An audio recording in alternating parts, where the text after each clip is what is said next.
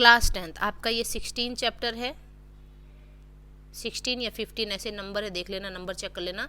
मोहन राकेश आखिरी चट्टान, चैप्टर का नाम याद रखना। अब ये नंबर आप डिजिट 15 है या 16 है, इसको करेक्शन कर लेना। मोहन राकेश आखिरी चट्टान, ठीक है। थर्ड क्वेश्चन है, पहला दूसरा तो शायद बहुवैकल्पिक क्वेश्चन आंसर थे,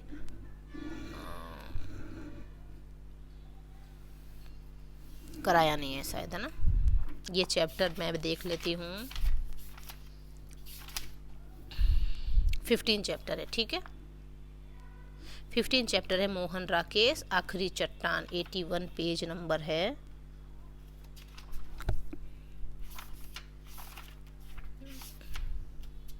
ये रहा, बुक में टिक लगा लेना।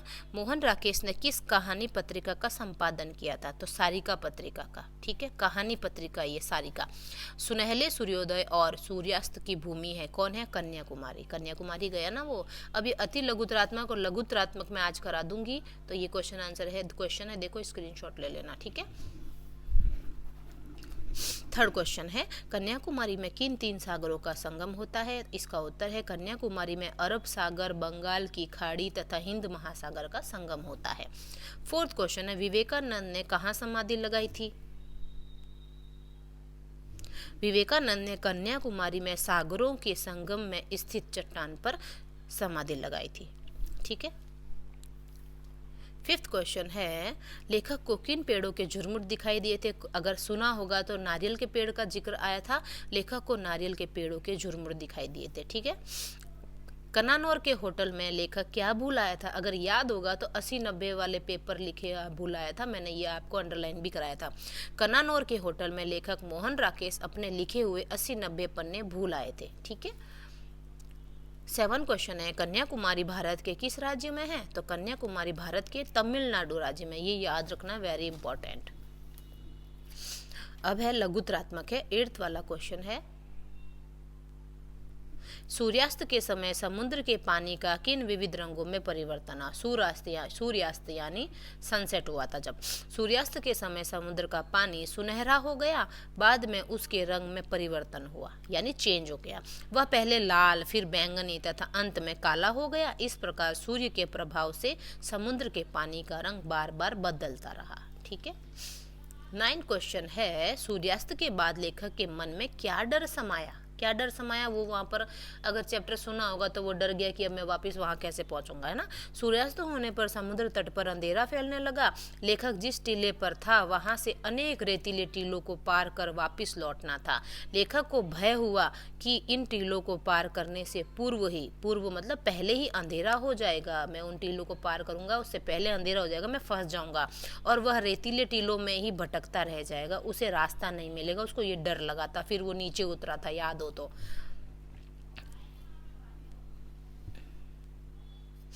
10 क्वेश्चन है, सूर्योदय कालीन क्षणों में लेखक ने क्या देखा? सूर्योदय कालीन, सूर्य का उदय, सूर्योदय और सूर्यास्त, ये पॉइंट, ये जो वर्ड है वो याद रखना। सूर्योदय सूर्य का उदय और सूर्यास्त यानी सूर्य का अस्त। सूर्य अस्त मतलब डूबना, सूर्योदय यानी सूर्य का उगना, ठीक है।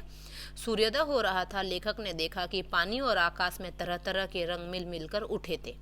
अनेक शाह चट्टानें छोटे छोटे द्वीपों की तरह बिखरी थी।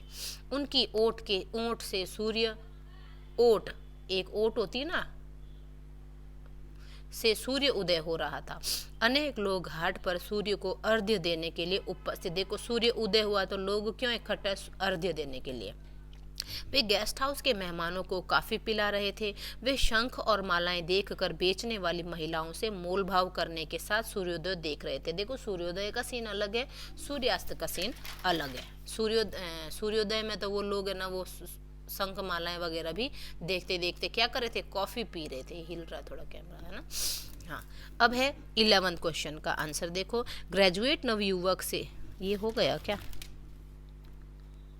हाँ ठीक है, ये हो गया 10 तक। अब 11 वाला लास्ट है ये। ग्रेजुएट नवयुवक से लेखक की क्या बातचीत हुई?